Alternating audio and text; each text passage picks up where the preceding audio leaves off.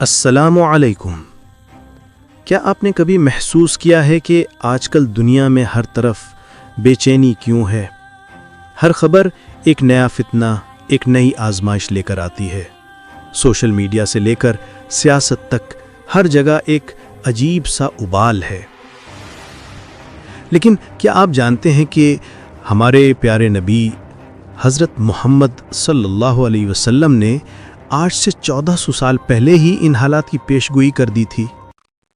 اور صرف پیشگوئی نہیں بلکہ نجات کا راستہ اور ایک خاص جگہ بھی بتا دی تھی۔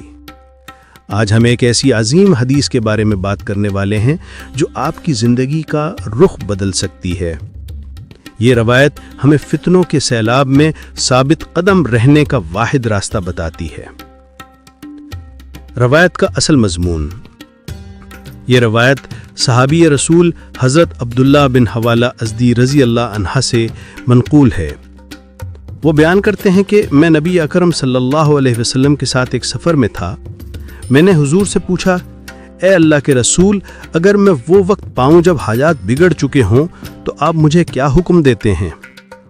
نبی کریم صلی اللہ علیہ وسلم نے فرمایا کہ جب تم ایک ایسا فتنہ دیکھو جو زمین کے کونے کونے میں شدت سے جوش مار رہا ہو، جیسے ہانڈی میں پانی ابال کھاتا ہے، تو تم پر شام کو لازم پکڑنا ہے۔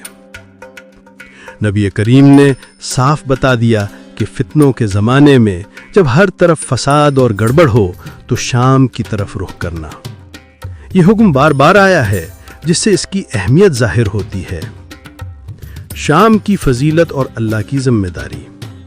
ایک اور روایت میں ایک صحابی نے پوچھا کہ یا رسول اللہ، کیا ہم کسی اور جگہ نہیں جا سکتے؟ آپ صلی اللہ علیہ وسلم نے فرمایا کہ شام کو لازم پکڑو، کیونکہ وہ اللہ کی زمین میں اس کی پسندیدہ اور منتخب جگہ ہے۔ وہ اپنے بندوں میں سے جنہیں چاہتا ہے وہاں چن لیتا ہے۔ پھر آپ نے فرمایا کہ بے شک اللہ تعالیٰ نے شام اور اس کے اہل کی ذمہ داری لے لی ہے۔ سوچئے، جب اللہ خود کسی علاقے اور وہاں کے لوگوں کی ذمہ داری لے لے تو وہ جگہ کتنی محفوظ، بابرکت اور ایمان کی پناہ گاہ ہوگی۔ ایک روایت میں آیا ہے کہ فتنوں کے زمانے میں عراق کے بہترین مسلمان شام کی طرف ہجرت کریں گے، جبکہ شام کے بدترین لوگ عراق کی طرف چلے جائیں گے۔ اس سے معلوم ہوتا ہے کہ فتنوں کے دور میں ایمان کی اکثریت شام میں جمع ہوگی۔ قیامت کی بڑی نشانیاں اور شام کا کردار۔ حضرت عبداللہ بن عمر رضی اللہ عنہما سے روایت ہے کہ نبی کریم صلی اللہ علیہ وسلم نے فرمایا کہ قیامت سے پہلے ایک آگ نکلے گی جو حضرموت یا اس کے قریب سے ظاہر ہوگی اور لوگوں کو ہانکے گی۔ صحابہ نے پوچھا، یا رسول اللہ، اس وقت ہم کہاں جائیں؟ آپ صلی اللہ علیہ وسلم نے فرمایا کہ تم پر شام کو لازم پکڑنا ہے۔ روایات میں یہاں تک آیا ہے کہ لوگوں کو پیادہ، سوار اور ان کے چہروں کے بل اس طرف اکٹھا کیا جائے گا اور ان کا حشر بھی شام کی سرزمین پر ہوگا۔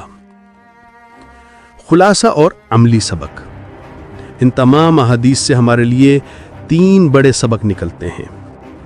پہلا، یہ کہ شام ایک بابرکت، محفوظ اور ایمان کا مرکز علاقہ ہوگا۔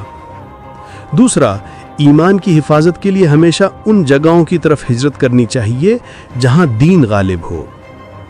تیسرا، فتنوں کے زمانے میں ایسے راستوں اور ماحول سے بچنا ضروری ہے جو ایمان کو کمزور کریں۔